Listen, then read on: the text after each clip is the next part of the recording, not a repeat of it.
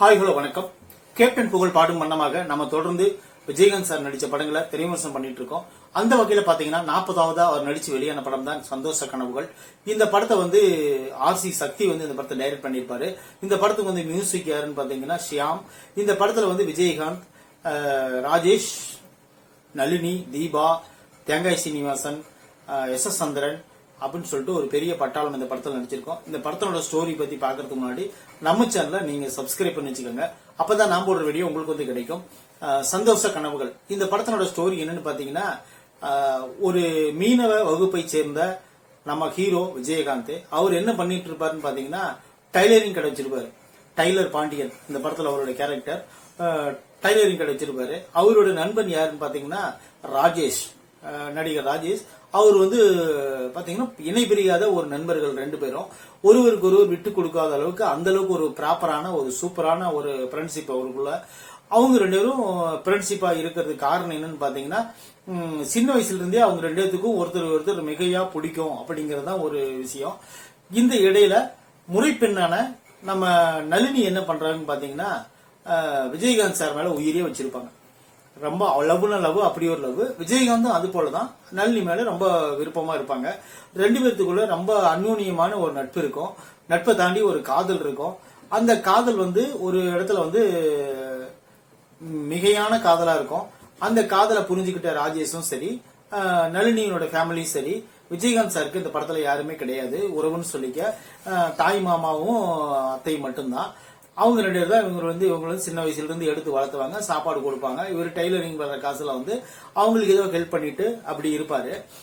அது போல ராஜேஷ் வந்து 24 மணி நேரம் குடிச்சிட்டு தான் இருப்பாரு. இந்த படத்துல அவருக்கு வந்து குடிச்சாதான் தூக்கம் வரும் அப்படிங்கிற மாதிரி இருப்பாரு. இப்ப வந்து இவங்க இவ்வளவு ஒரு நல்லா அந்யோன்யமா இருக்கிறது வந்து அந்த ஊர் மக்கள் எல்லாம் பார்த்து ரொம்ப சந்தோஷப்படுவாங்க. எப்படியும் சரி நம்ம இவங்க ரெண்டு பேரும் ஒண்ணு சேர்ந்துருவாங்க அப்படின்னு சொல்லிட்டு எல்லாரும் விருப்பப்பட்டு இருப்பாங்க. அந்த நேரத்துல அவங்களுக்கு வந்து ஒரு சின்ன பிரச்சனை நடக்கும். அது என்னன்னு பாத்தீங்கன்னா, சத்யராஜ் சார் வந்து இந்த படத்துல வந்து ஒரு வில்லன் கேரக்டர் நடிச்சிருப்பாரு. அவர் என்ன பண்ணுவாருன்னா, எல்லா பெண்களும் கையை பிடிச்சி இழுப்பாரு. இழுக்கும் போது அவரை வந்து விஜயகாந்த் வந்து தட்டி கேட்டு அடிச்சிருவாரு. அடிச்ச உடனே அவர் வந்து ஹாஸ்பிட்டலுக்கு போயிட்டு ட்ரீட்மெண்ட் எடுத்துட்டு இருப்பாரு. இப்ப இதுக்கடையில ஒரு சின்ன பிரச்சனை நடக்கும். ராஜேஷும் இவரும் விளையாட்டுத்தனமா விளையாண்டுட்டு இருக்கும் போது என்ன ஆகுதுன்னா, எச்சு துப்புன உடனே ரத்த வாந்தி எடுத்துருவாரு விஜயகாந்த். ரத்த வாந்தி எடுத்த உடனே டாக்டரான கமௌண்டரா இருக்கிற அந்த ஊர்ல ஒரு சின்ன கிராமத்துல கமௌண்டரா இருக்கிற SS சந்திரன் கிட்ட இவங்க என்ன பண்ணுவாங்க, ட்ரீட்மெண்ட்டுக்கு போவாங்க. போன உடனே அந்த ட்ரீட்மெண்ட் என்ன வரும்னு பாத்தீங்கன்னா, உனக்கு வந்து கேன்சர் இருக்குது, பத்தாவதுக்கு டிபியும் இருக்கு. அதனால நீ வந்து யாருக்கிட்டையும் போய் பேசக்கூடாது, உன்னோட எச்சில் யார் மேலையும் படக்கூடாது, மூச்சு கத்து கூட மேல யார் மேலையும் படக்கூடாது, உன்னோட வியாதி வந்து மத்தவங்களுக்கு வந்துடும் சொல்லிட்டு விஜயகாந்த் சார சொல்லிடுவாங்க. சொன்னோடனே ராஜேஷ் என்ன பண்ணுவாருன்னு பாத்தீங்கன்னா, அதிர்ச்சி ஆயிட்டு இப்படி ஆகி போச்ச கதை அப்படின்னு சொல்லிட்டு ரெண்டு பேரும் வீட்டுக்கு போவாங்க. போன உடனே அப்ப நளினி கிட்ட இருந்து ஒரு ஒதுங்கி இருப்பாரு. முறைப்பெண்ணான நளினி கிட்ட இருந்து ஒதுங்கி இருப்பாரு விஜயகாந்த். அப்ப என்ன ஆகுதுன்னு பாத்தீங்கன்னா, ஏன் என்னை விட்டு ஒதுங்கி போறீங்க அப்படின்னு சொல்லி கேட்பாரு. கேட்டோடனே ஒரு சூழ்நிலையில தவறுதலா அந்த விஷயத்த உண்மையை சொல்லிடுவார். என்னன்னா, எனக்கு வந்து ஒரு தீராத வியாதி இருக்கு, இந்த வியாதியை தீரணும்னு பாத்தீங்கன்னா நான் வந்து உன்னை கல்யாணம் பண்ணிக்க கூடாது, ஏன் மூச்சு காத்து கூட உன் மேல படக்கூடாது அப்படின்னு சொல்லி நம்ம ஊர் கமௌண்டர் டாக்டர் சொல்லிட்டாருன்னு சொல்லிடுவார். சொன்ன உடனே அதிர்ச்சியான நளினி என்ன பண்ணுவாங்கன்னு பாத்தீங்கன்னா, ஐயோ இப்படி ஆகி போச்சா, இப்ப என்ன பண்றது அப்படின்னு சொல்லி கேட்கும்போது விஜயகாந்த் சார் என்ன பண்ணிடுவாருன்னா, நீ என் நண்பன் நல்லவன் தான், அவன் வந்து குடிகாரன் மட்டும்தான், மற்றபடி எந்த அவனுக்கு நோய் நொடி இல்ல, நீ அவனை கல்யாணம் பண்ணிக்க அப்படின்னு சொல்லிட்டு விஜயகாந்த் சார் என்ன பண்ணுவாருன்னா, வலுக்கட்டாயமா நளினி வந்து ராஜேஷ் கல்யாணம் பண்ணி வச்சிருவார். ராஜேஷ் கல்யாணம் பண்ணி வச்ச உடனே இவரு டெய்லரிங் கடை பாக்குற இடத்துல யாரோட இங்க டெய்லரிங் கடை வச்சிருப்பாருன்னு பாத்தீங்கன்னா, தேங்காய் சீனிவாசன் அண்ட் தீபா, அவங்க வந்து அப்பாவு பொண்ணு.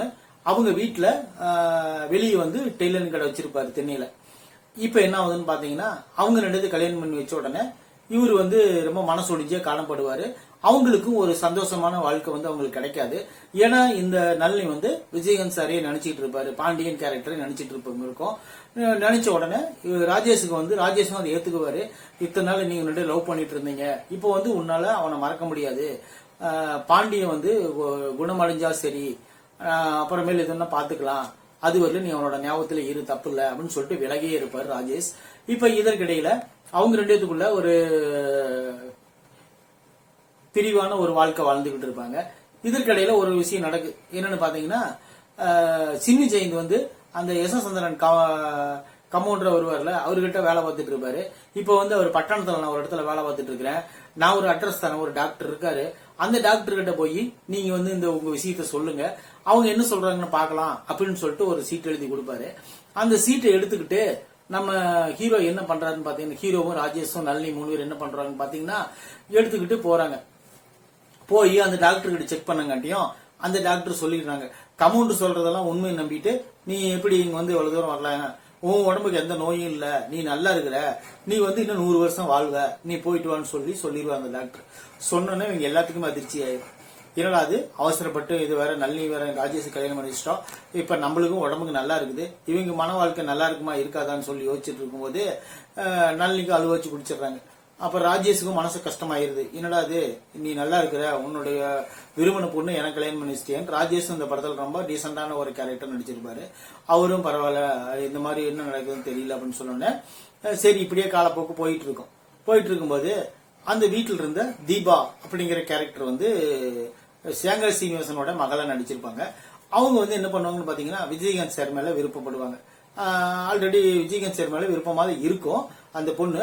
அப்போ வந்து நளினி ஒரு லவ் பண்ணிட்டு இருக்கறனால ஒதுங்கி இருப்பாங்க. இப்ப நளினி தான் வேற பக்கம் கல்யாணம் பண்ணி கொடுத்துட்டாங்கல்ல, அதனால இவங்க என்ன பண்ணுவாங்கன்னு பாத்தீங்கன்னா, அந்த தீபா வந்து விஜயகாந்த் சாரை லவ் பண்ண ஆரம்பிக்கும். லவ் பண்ண ஆரம்பிச்ச உடனே இவங்க என்ன பண்ணுவாங்கன்னா, இவங்க 2 பேரும் லவ் பண்ணிட்டு இருக்கிறத வந்து ஊர்க்காரங்க எல்லாம் பார்த்து, ஒரு ஐயர் வீட்டு பொண்ணு வந்து ஒரு மீனவ சமுதாயத்தை சேர்ந்த ஒரு பையனை லவ் பண்ணலாமா அப்படின்னு சொல்லிட்டு அந்த ஊர் பெரிய மனுஷனும் சரி மத்த எல்லாரும் சரி எதிர்ப்பாங்க. அதுக்கு தேங்காய் சீனிவாசன் வந்து என்னோட மகளுக்கு என்னால கல்யாணம் பண்ணி வைக்க முடியல, அதனால வந்து யார வேணாலும் அவங்க விருப்பப்பட்டா கல்யாணம் பண்ணிக்கலாம், அதுக்கு நான் வந்து தடையா இருக்க மாட்டேன்னு சொல்லிட்டு ஊரை எதிர்த்து சொல்லிடுவாரு. அதுக்கப்புறம் என்ன ஆகுதுன்னு பாத்தீங்கன்னா, அந்த ஊருக்காரங்க எல்லாம் சேர்ந்து இந்த கல்யாணத்துக்கு நாங்க ஏத்துக்க மாட்டோம், நீங்க ஒரு பிராமணன், அவங்க வந்து ஒரு சாதாரண இல்ல ஒரு மீனவர் மாதிரி இருக்க குடும்பத்துல வந்து நீங்க எப்படி இது பண்ணலாம் அப்படின்னு சொல்லும்போது இவர் தேங்காய் சீனிவாசன், நான் இனிமேல் பிராமணன் இல்ல, என் பொண்ணு வந்து எங்க விருப்பப்படுதோ அங்க வாழலான்னு சொல்லி ஒரு டீசென்டான ஒரு மனுஷனா அவர் வந்து தன்னோட முடிவை சொல்லுவாரு. சொன்ன உடனே அப்புறம் விஜயகாந்த் சார் என்ன பண்ணுவாருன்னு பாத்தீங்கன்னா, என்னால நளினி ராஜேஷுக்கும் பிரச்சனை, என்னால அந்த தீபா தேங்காய் சீனிவாசன் ஃபேமிலிக்கும் பிரச்சனை, என்னால இந்த ஊருக்கே பிரச்சனை, நான் இறந்துட்டுனா எல்லாத்துக்கும் சரியா போயிரும், பெட்டர் சரியா போயிரும் சொல்லிட்டு பாண்டியன் அப்படிங்கிற கேரக்டர்ல விஜயகாந்த் சார் என்ன பண்ணுவாருன்னு பாத்தீங்கன்னா, கடல்ல விழுந்து தற்கொலை பண்ணிக்க போவாரு. அப்போ வந்து நம்ம ஹீரோயினியான தீபா என்ன பண்ணுவாங்கன்னு பாத்தீங்கன்னா, அவங்க பின்னாலேயே ஓடுவாங்க. ஓடி கிளைமேக்ஸ்ல என்ன ஆகுது அப்படின்னு சொல்லி இந்த படத்தை ஒரு சோகமா இந்த படத்தை முடிச்சிருப்பாங்க. இந்த படத்தினோட கதை இவ்வளவுதான். இந்த இதுல வந்து விஜயகாந்த் சார் வந்து ஃபர்ஸ்ட் ஓப்பனிங்ல வந்து அவ்வளவு சுறுசுறுப்பா சூப்பரா ஒரு ஆக்டிவிட்டா நடிச்சிருப்பாரு.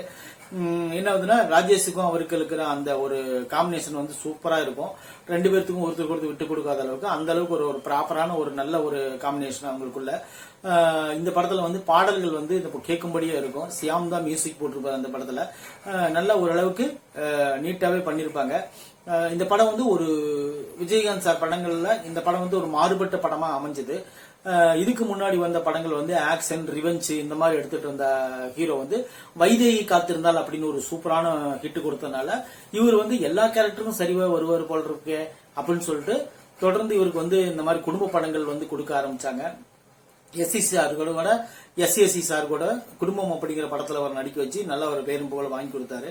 அதுக்கப்புறம் பாத்தீங்கன்னா இந்த படத்துல இவரு குடும்ப கேரக்டரான கதை தான் நடிச்சிருப்பாரு. இருந்தாலும் விஜயகாந்த் சார் நடிச்சிட்டாரு அப்படிங்கிறதுக்காக சத்யராஜ் சாரை போட்டு அவங்களுக்கு ஒரு 2-3 ஃபைட்டை கொடுத்து இந்த படம் ஃபுல்லா ஒரு ஃபைட்டும் ஒரு காதலும் ஒரு காமெடியும் எல்லாம் கலந்த மாதிரி ஒரு சூப்பரான கலவையான படத்தை இந்த படத்தை கொடுத்திருப்பாரு R6 சக்தி. இந்த படத்துல வந்து நளினி கேரக்டர் உண்மையிலே பேசப்படும்படியா இருக்கும். அவங்க கேரக்டர் உண்மையில ஒரு கண்ணீரும் ஒரு காதலும் ஒரு எமோஷனல் எல்லாமே கலந்து கொடுத்திருப்பாங்க. அதே போலதான் ராஜேஷுக்கும் இந்த படத்துல நல்ல ஒரு கேரக்டர் கொடுத்திருப்பாங்க. சத்யராஜ் வந்து ஒரு 3-4 டைம் தான் வருவாரு. ஆனா இருந்தாலும் அவருக்கு உண்டான ஒரு காமெடி ஒரு கலகலப்பு தெனாவெட்டு இந்த மாதிரி அவருக்கு ஒரு பணக்கார பண்ணையார் வீட்டு பையனா வருவாரு. அது போல இந்த படத்துல வந்து RP நிறைய பேர் நடிச்சிருப்பாங்க. எஸ் சந்திரன், அப்புறம் சின்னி ஜெயந்தி, செல்சந்திரன் வந்து ஒரு போலியான ஒரு டாக்டர், அப்புறம் சின்னி ஜெயந்தி வந்து ஒரு கமௌண்டர், சின்ன ஒரு கமௌண்டர் ஒரு நர்ஸ் மாதிரி வந்திருப்பாரு. அப்புறம் இந்த படத்துல வந்து எல்லாருமே ஓரளவுக்கு சூப்பராகவே நடிச்சிருப்பாங்க. வடிவிகரசமா நடிச்சிருக்காங்க. இந்த படத்துல வந்து எல்லாரும் சூப்பரா நடிச்சிருந்தாலும் கூட இந்த படம் வந்து ஒரு ஆவரேஜா ஓடின படம் தான். இது வந்து ஹிட்டான படம் கிடையாது. சந்தோஷ கனவுகள் அப்போதைக்கு வந்த படங்கள்ல வந்து இந்த படம் வந்து ஒரு 100 நாளுக்குள்ள ஓடின படம் தான் இது. பிரமாதமான ஹிட் ஆகல. ஆனா இந்த படம் வந்து பிப்ரவரி 1 இந்த படம் ரிலீஸ் ஆச்சு. 1985 வருஷம். இந்த படத்தினோட கதை உங்களுக்கு ரொம்ப பிடிச்சிருந்துச்சுன்னா இந்த படத்தை நீங்க பாருங்க. உங்களுக்கும் கேப்டன் படங்கள்ல பார்க்கணும் அப்படி விருப்பப்பட்டீங்கன்னா இந்த படத்தை நீங்க ஒரு டைம் பாத்தீங்கன்னாவே இந்த படத்தினோட கதை உங்களுக்கு ரொம்ப பிடிக்கும். ஏன்னா இப்ப இருக்கிற ஜெனரேஷனுக்கு இந்த கதை பிடிக்குமான்னு எனக்கு தெரியாது. ஆனா 90s கிட்ஸுக்கு கண்டிப்பா இந்த சந்தோஷ கனவுகள் வந்து ஒரு நிறைவான ஒரு படமா இருக்குங்கிறது எந்த ஒரு மாற்று கருத்தும் கிடையாது. உங்களுக்கு டைம் கிடைச்சா விஜயகாந்த் படங்கள்ல தொடர்ந்து நீங்க பாருங்க. அவர் இல்ல, அதனால நம்ம வந்து அவருடைய படங்களை பார்த்து அவர் இருக்கிற மாதிரி நம்ம நினைச்சுக்குவோம். அது போலதான் இந்த படமும் நல்ல ஒரு தரமான படம், குடும்ப படம். இதை பார்த்து விருப்பப்படுறவங்க கண்டிப்பா பார்த்து என்ஜாய் பண்ணுங்க. இந்த விமர்சனம் பிடிச்சிருச்சுன்னா கண்டிப்பா நம்ம சேனலை சப்ஸ்கிரைப் பண்ணி வச்சுக்கோங்க. தேங்க்யூ.